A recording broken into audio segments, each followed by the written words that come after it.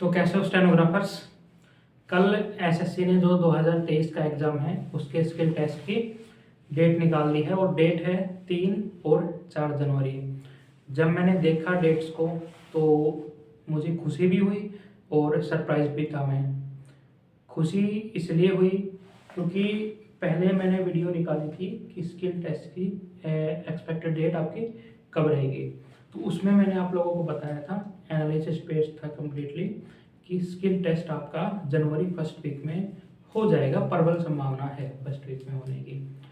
उससे पहले हमने वीडियो निकाली थी, जो 2022 वाले स्टूडेंट्स हैं उनके लिए हम लोगों ने वीडियो निकाली थी फाइनल कट ऑफ के लिए। तो फाइनल कट ऑफ भी हमारी एक्यूरेट रही थी। अब बहुत सारे लोगों ने निकाली थी, बहुत सारे चैनल्स ने निकाली थी। कोई कहता है 80% एक्यूरेसी थी, किसी की 90% एक्यूरेसी थी, लेकिन स्टेनो साला की एक्यूरेसी 100% थी। 100% एक्यूरेसी थी।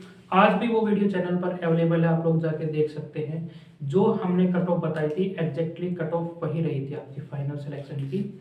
तो खुशी मिलती है, प्राउड भी फील होता है कि जिस मोटो और जिस गोल के लिए मैं ये चैनल आप लोगों के बीच लेके आया था वो मैं पूरा कर पा रहा हूँ, डिलीवर कर पा रहा हूँ। और सिर्फ प्रेडिक्शन नहीं रहती, उसमें एनालिसिस रहता है, क्योंकि कट ऑफ की वीडियो भी हमारी काफ़ी लेट आई थी, लेकिन जो आई थी वो बेस्ट आई थी। इसी तरीके से स्किल टेस्ट की डेट्स के लिए भी मैंने बोला था कि एसएससी जिस रफ्तार पे एसएससी ने इस साल में एग्ज़ाम्स करवाए हैं, within 30 days, within 20 days next mains की डेट्स दी हैं एसएससी ने, उस बिहाफ पे आपके पूरे चांसेस हैं कि डेट्स आ जाएंगी। और अभी कुछ दिन पहले ही आपका रिजल्ट आया था और अभी कल स्किल टेस्ट की डेट भी दे दी। तो ये चीज़ है कि प्राउड होता है जब हम मेहनत करते हैं और वो सफल होती है और आप लोग कमेंट करते हैं कि हाँ आपने कहा था वही हुआ। ऐसा नहीं है कि जो हम कहीं वही हुए, लेकिन ये है कि हम लोग मेहनत जो करते हैं वो एनालिसिस बेस्ड रहती है, प्रैक्टिकल रहती है, टेक्निकल मेहनत हमारी रहती है, सिर्फ ये नहीं रहता है प्रेडिक्शन बेस्ड।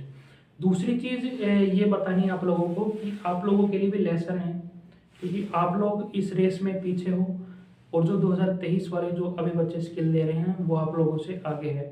तो वो लोग जहाँ अब है, आप लोगों को भी इन परिस्थितियों से गुजरना है एक ना एक दिन, क्योंकि एसएससी ने सिर्फ ये मान लो कि 14 तारीख को डेट दी है, 3 और 4 जनवरी को स्किल टेस्ट है। तो राउंड फिगर अगर आप मान के चलें तो 15 दिन पहले एसएससी ने डेट दी है आपके स्किल टेस्ट की। तो ये समझ लीजिए कि अभी आपके एग्जाम का तो 1 साल है, वो टाइम गया, वो टाइम पुराना हो गया कि पहले किया करते थे कि स्किल की तैयारी कर लो, पहले मतलब बेसिक कंप्लीट कर लो, उसके बाद अपनी प्रीलिम्स की तैयारी कर लो, और जब आपका प्री निकल जाए फिर अपनी स्पीड बढ़ा लो। शॉर्ट हैंड में स्पीड बढ़ाने के लिए 3 3 4 4 6 6 महीनों का टाइम मिलता था स्किल टेस्ट के लिए, वो टाइम अब पुराना हो गया है। एसएससी नए अंदाज में है, ठीक है, नए अंदाज में एग्जाम्स हो रहे हैं, मेंस हो रहा है with in a month, with in 30 days, within 20 days. तो कोई नई बात नहीं है कि आप लोगों का स्किल 15 दिन पहले डेट दी गई है। और जो आप लोग 2024 में जाएंगे फाइट करने, तो इससे आप लोग कंपटीशन लेवल समझ सकते हैं कि आप लोगों के टाइम में क्या रहेगा। तो अपनी स्ट्रेटजीज आप लोग आज ही बना के चलें, जो आज हो रहा है इससे थोड़ा टिपिकल लेवल लेके चलें। आज इतना आसान नहीं रहने वाला है जो आप लोग एग्जाम देंगे, तो आपके पास मौका है पूरा, अपनी स्ट्रेटजीज को उस हिसाब से बनाएं, काम करें कि मुझे कितनी शॉर्ट हैंड किस पीरियड में मुझे सीखनी है, एग्जाम से पहले मुझे किस लेवल की शॉर्ट हैंड अपनी बिल्ड करनी है, ताकि मैं स्किल टेस्ट आराम से निकल पाऊँ। क्योंकि अभी तो रिजल्ट आया था, कुछ दिन हुए रिजल्ट आए हुए, और एसएससी ने with in a month skill test की डेट भी दे दी। तो आगे आने वाले टाइम में हो सकता है कि आपको जो 1 महीना मिला है वो 20 दिन ही मिले, या हो सकता है रिजल्ट से नेक्स्ट डे आपकी स्किल की टेस्ट की डेट आ जाए। तो कोई भरोसा नहीं है, कंपटीशन तगड़ा होने वाला है, 1 साल है अभी। तो अपनी स्ट्रेटजीज को उस हिसाब से मॉडिफाई करें कि आज क्या चल रहा है, आज डेट्स कैसे आ रही है, कितने दिन पहले आ रही है, एग्जाम्स किस हिसाब से हो रहे हैं, और कंपटीशन लेवल क्या है, क्योंकि 1 साल बाद तो और बच्चे आएंगे और कंपटीशन बढ़ने वाला है, और शॉर्ट हैंड सीखेंगे, शॉर्ट हैंड का लेवल भी बढ़ने वाला धीरे धीरे। ये नहीं है कि हमेशा सेम रहेगा। और अब की बार जो शॉर्ट हैंड का स्किल टेस्ट हुआ था 2022 वालों के लिए, 2022 वालों को जो स्किल टेस्ट हुआ था उसमें भी मैंने बताया था आप लोगों को कि टेस्ट जो स्किल टेस्ट है वो तगड़ा आएगा। और उस लेवल की मैंने डिक्टेशन भी डाली थी, लेवल की मतलब मैंने द हिंदू से उठा के डिक्टेशन भी डाली थी कि अब की बार पैटर्न थोड़ा चेंज रहेगा, वही रहा था। थोड़ा कोल्ड है तो आवाज़ थोड़ी ऐसी रहेगी। दूसरी चीज़ ये है कि कल के चैप्टर में हम लोगों ने 2 एक्सरसाइज की थी, लेकिन एक एक्सरसाइज और बच गई थी, थोड़ा सा एक पार्ट बचा हुआ है, 10 मिनट का है, मैं आप लोगों को अभी समझा दूंगा बोर्ड पर। छोड़ा मैंने इसलिए था क्योंकि मेरे लिए तो 10 मिनट का पार्ट था, लेकिन आप लोगों के लिए एक ही क्लास में पूरा चैप्टर हो जाता और 3 एक्सरसाइज इंक्लूड हो जाती, जो आप लोगों के लिए बर्डन कर देता, क्योंकि एक क्लास में इतना ज़्यादा कर पाना पॉसिबल नहीं है। वही है कि फिर बर्डन बढ़ता, हो नहीं पाता, डिमोटिवेशन होता कि मुझसे हो नहीं पा रहा है, मैं कर नहीं पा रहा हूँ शॉर्ट हैंड। तो लिमिट में लेके चलेंगे कंटेंट, ये नहीं है कि एक एक्सरसाइज है, 2 एक्सरसाइज है वो एक ही क्लास में निपटवा दी। छोटा सा पार्ट बच गया था तो मैंने 40 मिनट के आसपास आप लोगों की क्लास भी हो गई थी, तो अगर वो पार्ट और करवाता तो काफ़ी कुछ एक दिन में सीखने को मिलता आप लोगों को, जो कि कंज्यूम करना हमारे माइंड के लिए डिफिकल्ट होता है। तो मेन चीज़ यही थी आज की वीडियो में कि जो कल स्किल टेस्ट की डेट्स आई है उनसे आप लोग भी सीख लीजिए, क्योंकि आप लोगों को भी एक दिन स्किल में बैठना है। ये मत रखिएगा कि जब मेरा प्री निकल जाएगा तब मैं शॉर्ट हैंड में स्पीड बनाऊंगा। अपनी एग्जैक्टली स्पीड इस लेवल की लेके चलिएगा कि मेरा एग्जाम के अगर 15 दिन बाद भी स्किल टेस्ट ले लेना तो मैं क्लियर कर पाऊँ। ये मेंटेलिटी लेके चलोगे तो आपका सिलेक्शन हो जाएगा, वरना लटक जाओगे बाकी स्टूडेंट्स की तरह। कोई प्री में लटक गया 1-2 नंबर से, कोई स्किल में रह जाएगा, कोई फाइनलिस्ट में रह जाएगा। तो ऐसे नहीं अटकना है। 1 साल का मौका आप लोगों को दिया है 2024 वालों को एसएससी ने, तो पूरी तैयारी के साथ चले। इनफ टाइम है, मोर देन इनफ टाइम है, आराम से हो जाएगा। तरीके से करोगे शॉर्ट हैंड भी हो जाएगी और प्रीलिम्स की तैयारी भी हो जाएगी। तो हम आज की क्लास स्टार्ट करते हैं। चैप्टर 4 अपना चल रहा है। कल हम लोगों ने कुछ नए स्ट्रोक सीखे थे, उनसे वर्ड्स बनाए थे और एक रूल रह गया था, एक रूल और एक एक्सरसाइज चैप्टर 4 की रह गई है। तो आज की क्लास में मैं इतना ही कर पाऊंगा। नया चैप्टर नई क्लास से शुरू करेंगे, इसके बाद चैप्टर 5 शुरू करेंगे। तो एक लाइन में लिखवाता हूँ आप लोगों को, सबसे पहले एक लाइन लिखवाता हूँ, उसके बाद फिर उसको मैं एक्सप्लेन करूँगा हिंदी में, और फिर उसको हमें थ्योरी लिख के फिर हम प्रैक्टिकल देखेंगे उसमें वर्ड्स बना के कि उस लाइन का एक्चुअल मीनिंग क्या है, क्यों है और कैसे है, ये सब चीज़ें जानेंगे। अभी आप अपनी नोटबुक में एक लाइन लिख लीजिएगा कि जब भी सेकंड प्लेस वोवल पहला वोवल हो, जब भी सेकंड प्लेस वोवल पहला वोवल हो किसी आउटलाइन में, तो उस आउटलाइन में बनने वाला पहला डाउनवर्ड या अपवर्ड जो स्ट्रोक होगा वो लाइन पे टच होके बनेगा। अब इसको लिखते हैं, whenever the second place vowel is the first vowel in an outline, then the first downward or upward stroke will rest on the writing line. आवाज कम आ रही है आप लोगों को, थोड़ी कोल्ड हो रखा है। ये क्या कह रहा है इसको समझिए, अंडरस्टैंड कीजिए इसको कि कहना क्या चाह रहा है। ये कह रहा है कि whenever the second place vowel, किस वोवल की बात हो रही है यहाँ पे, सेकंड प्लेस वोवल,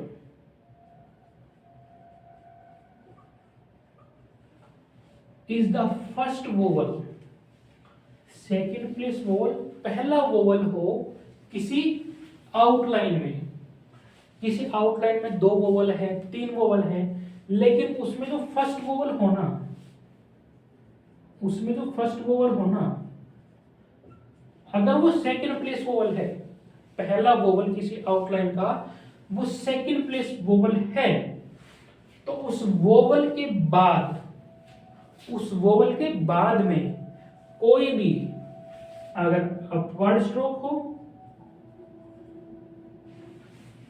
अगर मान लीजिए ये आप लोगों की राइटिंग लाइन है, ठीक है,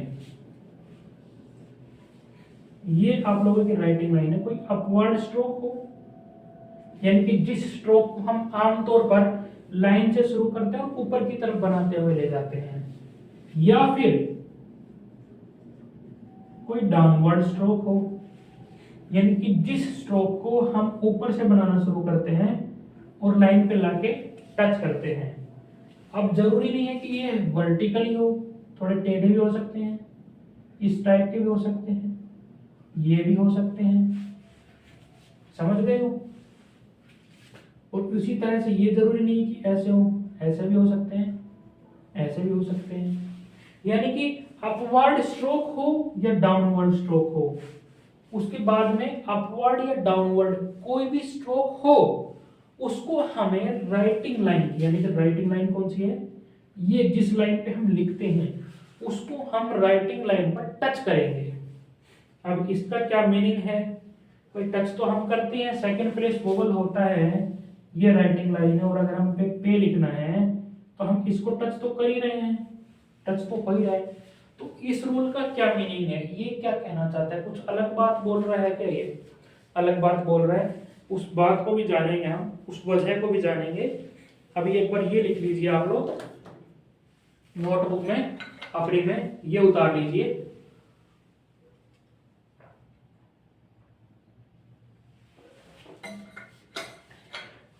थोड़ा बोलने पे गला सूख जा रहा है बार बार, इसको आप लोग अपने नोटबुक में उतार लीजिए।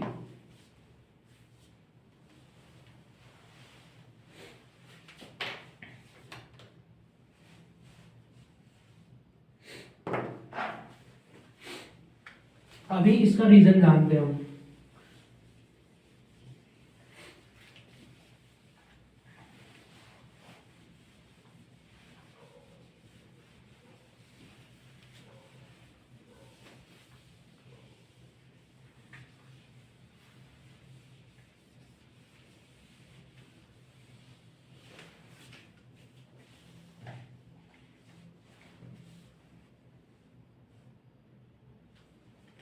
मान लीजिए कुछ वर्ड्स आप लोगों के सामने, गेट इनफ, मंडे,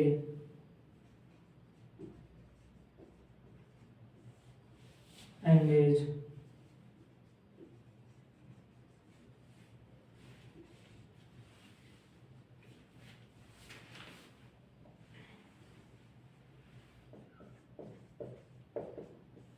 डेप्ट, एनवलप,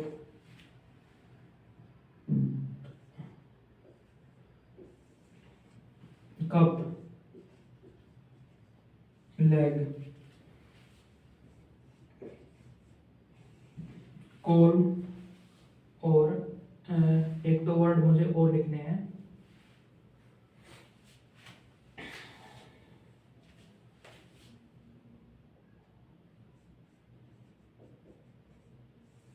टेक और केक। अब इन वर्ड्स की आउटलाइन से हम लोग समझेंगे।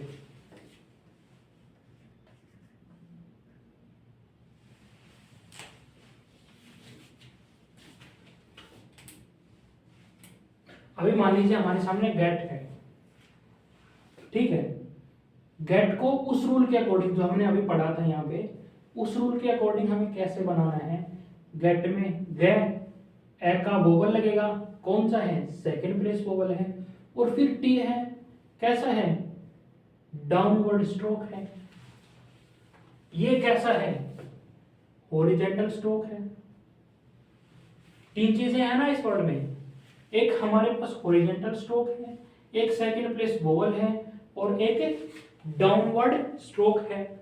तो इस वर्ड में गेट प्रोनाउंस कीजिए, इस वर्ड में जो पहला वोवल आ रहा है, पहला और एकमात्र वोवल, वो जो आ रहा है वो कौन से प्लेस का है, सेकंड प्लेस का। ठीक है, उसके बाद डाउनवर्ड या अपवर्ड स्ट्रोक में से कोई आ रहा है, हाँ जी डाउनवर्ड स्ट्रोक आ रहा है। चलिए तो बनाते हैं उस रूल के अकॉर्डिंग। तो उस रूल के अकॉर्डिंग हम गेट को कैसे लिखेंगे, गेट ए का वोवल लग जाएगा।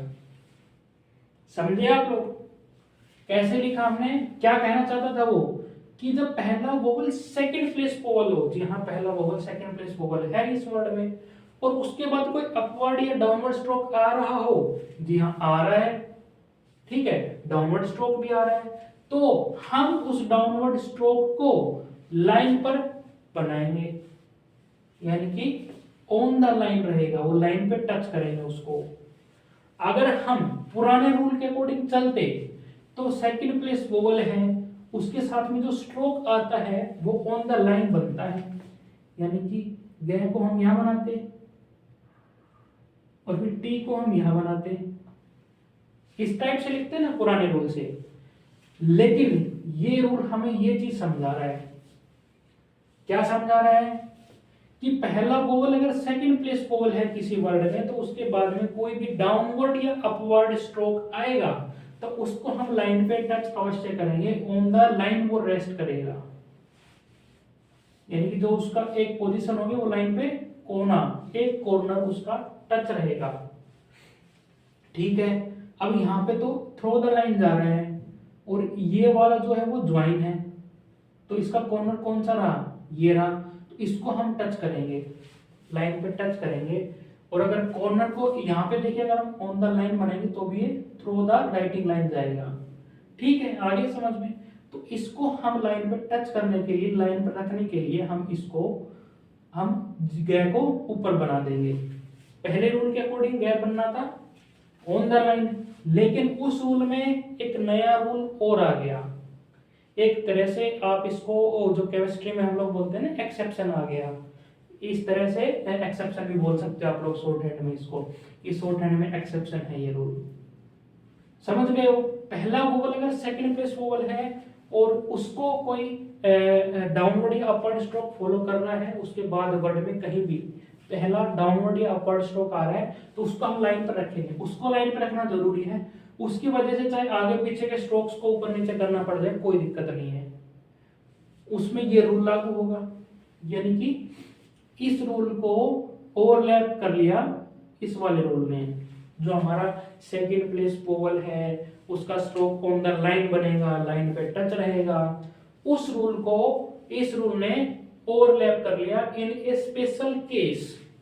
और वो केस क्या है कि जब पहला वोवल सेकंड प्लेस वोवल होगा और उसके बाद में उस आउटलाइन में कोई भी डाउनवर्ड या अपवर्ड स्ट्रोक आएगा तो उस स्ट्रोक को हम लाइन पर रखेंगे, चाहे उसकी वजह से हमें बाकी सब स्ट्रोक्स को ऊपर नीचे रखना पड़ जाए बेशक। ठीक है, तो गेट की सही आउटलाइन क्या होगी, ये होगी, क्योंकि इसमें पहला वोवल कौन सा है, सेकंड प्लेस वोवल है, उसके बाद क्या आ रहा है, एक डाउनवर्ड स्ट्रोक आ रहा है। तो गेट को हम कैसे बनाएंगे, इस तरीके से बनाएंगे, समझ रहे हो। एनफ, एनफ को कैसे लिखेंगे हम, अब इसमें पहला वोवल कौन सा आ रहा है, ए का, फिर कौन सा आ रहा है, ओ का, एनफ। ठीक है, अब इसमें हमने पहला वोवल सेकंड प्लेस वोवल है और सेकंड प्लेस का रूल तो ये कहता है कि जिसके साथ में आएगा उस स्ट्रोक को हम यहां बनाएंगे, लाइन पर बनाएंगे। लेकिन ये रूल ओवरलैप क्यों हो गया, क्योंकि ये सेकंड प्लेस वोवल सबसे पहले आ रहा है वर्ड में। फर्स्ट केस तो क्या बना कि सबसे पहले कौन सा वोवल आ रहा है, सेकंड प्लेस वोवल। अब उस सेकंड प्लेस वोवल के बाद भी वर्ड में एक जगह डाउनवर्ड स्ट्रोक आ रहा है, जो कि हमारा एफ, क्या है हमारा एफ, डाउनवर्ड स्ट्रोक है, एक डाउनवर्ड स्ट्रोक आ रहा है। तो हम इसका ख्याल ना करके हम उस डाउनवर्ड स्ट्रोक का ख्याल करेंगे कि उस स्ट्रोक को किसी भी तरह हमें लाइन पर ही रखना है। समझ रहे हो ना, कि जब भी ऐसा होगा तो हम सेकंड प्लेस वाली उस पुराने रूल को भूलकर उस डाउनवर्ड या अपवर्ड स्ट्रोक का ख्याल करेंगे कि हमें उस स्ट्रोक को लाइन पर ही रखना है। उस स्ट्रोक को लाइन पर रखने के लिए चाहे आगे या पीछे के स्ट्रोक्स को अगर बगल दाएं बाएं ऊपर नीचे करना पड़ जाए कोई दिक्कत नहीं है। तो इनफ हम कैसे लिखेंगे, इनफ हम ऐसे बनाएंगे, ठीक है। आगे हमारा टेक, क्या है, टेक।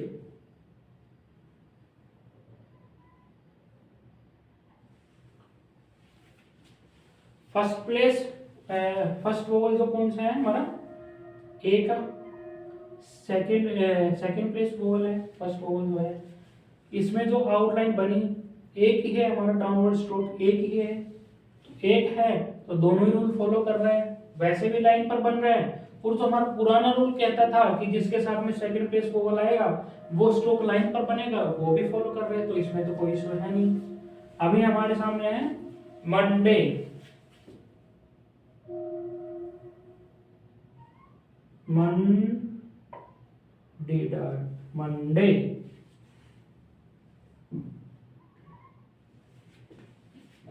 मंडे को हम कैसे बनाएंगे, इस टाइप से। पहला वोवल ओ का सेकंड प्लेस वोवल आ गया, ठीक है जी। इसमें एक डाउनवर्ड स्ट्रोक भी आ गया। अब पहला वोवल अगर सेकंड प्लेस वोवल है तो हम बाकी सब भूल के इस नवाबजादे को फॉलो करेंगे कि ये क्या कहता है। ये कहता है कि मुझे लाइन पर रखो आप, उसको बोल जाओ मेरी खातिर करो आप, ठीक है। तो इसका ध्यान रखेंगे हम, उसको बोल के पहले वाले स्ट्रोक को। इसको चाहे यहाँ रखना पड़ जाए और ऊपर लिखना पड़ जाए, कोई दिक्कत नहीं है। अगर डाउनवर्ड स्ट्रोक आ गया है तो हम उसको लाइन पर रखेंगे। कब लाइन पर रखेंगे, जब उस वर्ड में पहला जो वोवल है वो सेकंड प्लेस वोवल है। इसमें देखिए सेकंड प्लेस वोवल है, इसमें सेकंड प्लेस वोवल है, पहला वोवल, इसमें सेकंड प्लेस है, इसमें सेकंड प्लेस है, और इन जो भी मैंने लिख रखे सब में सेकंड प्लेस वोवल पहला वोवल है। एंगेज, एंगेज,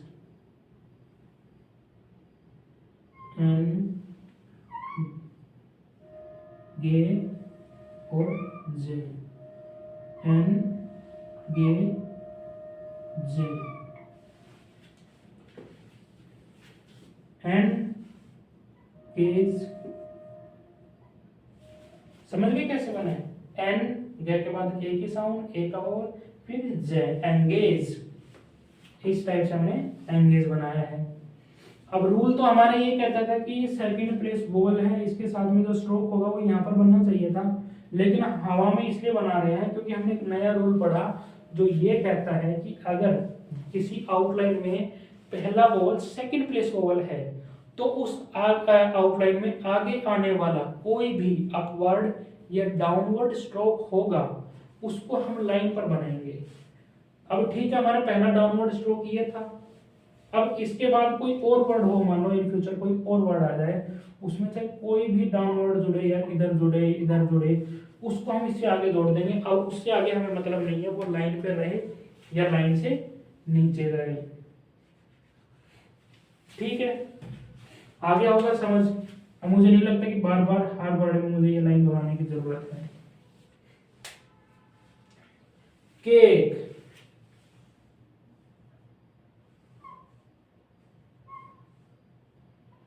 के और के और के और फिर ए का vowel, cake. Date,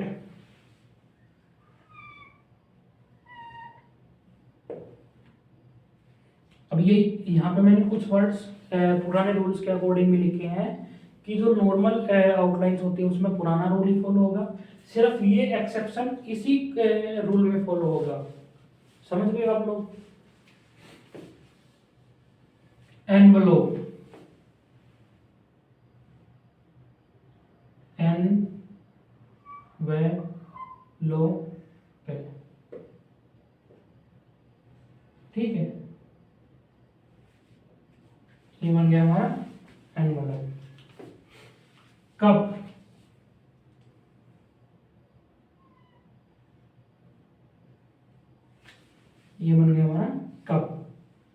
leg,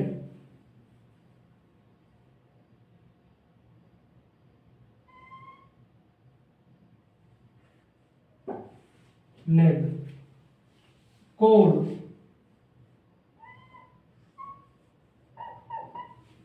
code. तो ये सारे वर्ड्स हम लोगों ने बनाए क्योंकि रूल हमें ये सीखना था। समझ गए हो क्या एक्सेप्शन है? वो रूल हमने पहले पढ़ा था कि जो पहला वर्ड हो, कोई भी वर्ड हो स्ट्रोक में, जब सेकंड प्लेस वोवल किसी स्ट्रोक के साथ में आ जाए स्टार्टिंग में, तो उस स्ट्रोक को हम लाइन पे रखते हैं, लाइन पर ही खत्म करते हैं, वो चाहे किसी भी तरह का स्ट्रोक हो। लेकिन आगे हमारे सामने फोर्थ चैप्टर में एक नया रूल ये आया कि ठीक है उसको रखेंगे लाइन पे, लेकिन यदि इफ किंतु परंतु अगर उसमें आगे कोई डाउनवर्ड या अपवर्ड स्ट्रोक आ गया तो हम उस स्ट्रोक का ख्याल रखेंगे कि उसको लाइन पे रखना जरूरी है। फिर हम इस रूल को स्किप कर देंगे, भूल जाएंगे, हम फिर आउटलाइन को उसके हिसाब से बनाएंगे। अभी एक चीज आप लोगों को दिख रही है कॉमन, जैसे कि जो अभी मैंने रूल बताया वो डायरेक्टली कौन कौन से वर्ड्स फॉलो कर रहे हैं इसमें। ये है एक, तो एक ये वर्ड है, एक ये वर्ड है, एक ये है, एक एनवेलप है, जो डायरेक्टली नए रूल को फॉलो कर रहे हैं।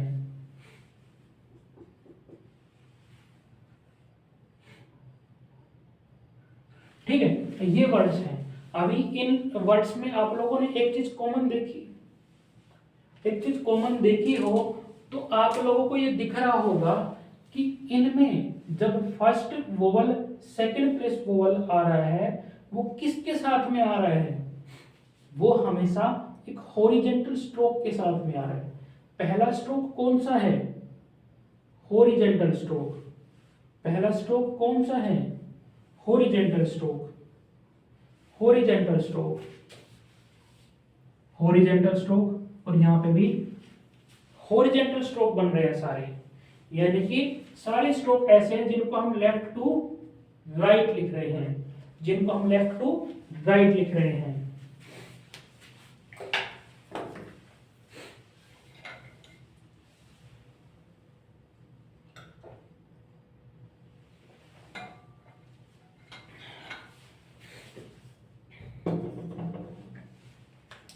ये देखा आप लोगों ने, यानी कि जब हमारा ये रूल लगेगा जो हमने अभी सीखा है, तो horizontal stroke plus second place vowel,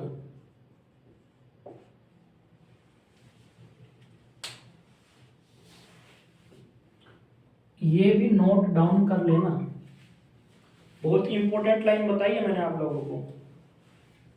अगर ये होगा horizontal stroke plus second place vowel होगा तो ही हम इस रूल को लागू करेंगे, तो ही हम इस रूल को लागू करेंगे। अगर हमारा पहला स्ट्रोक ही वर्टिकल स्ट्रोक होता है, अपवर्ड या डाउनवर्ड स्ट्रोक, तो सब है कि जो पुराना वाला रूल है वो लागू हो जाता है, उसमें तो फिर कुछ छेड़ने की जरूरत है ही नहीं। और जो नया रूल है वो किसके लिए है? मतलब कि पहला stroke horizontal stroke plus second place vowel हो तब हम इसको लागू करेंगे उसमें। ये सारे वर्ड्स लिख लेना, इसमें इतना ही था बस, आपका एक ही रूल बचा हुआ था।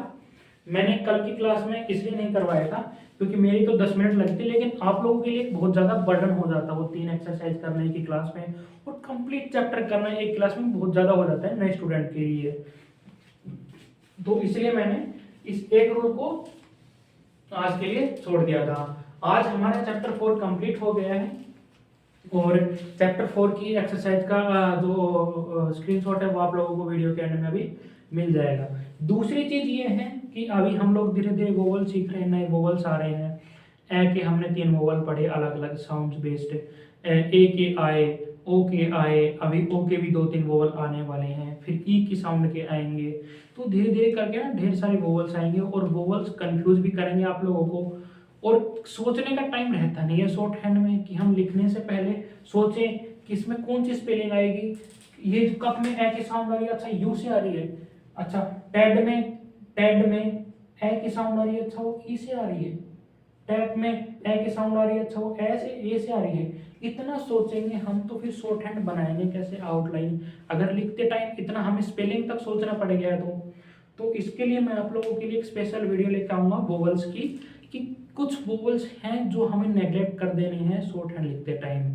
ये तो मैं आपको कंप्लीट करवा रहा हूँ, जो बुक की रूलिंग कहती है शॉर्ट हैंड की, वो आप सभी को लिखवा रहा हूँ, ताकि आप लोगों को एक रूट जानकारी हो कि क्यों हो रहा है ऐसा शॉर्ट हैंड में, ये चीज़ें क्यों बन रही है, ये स्ट्रोक ऐसे क्यों बनेगा।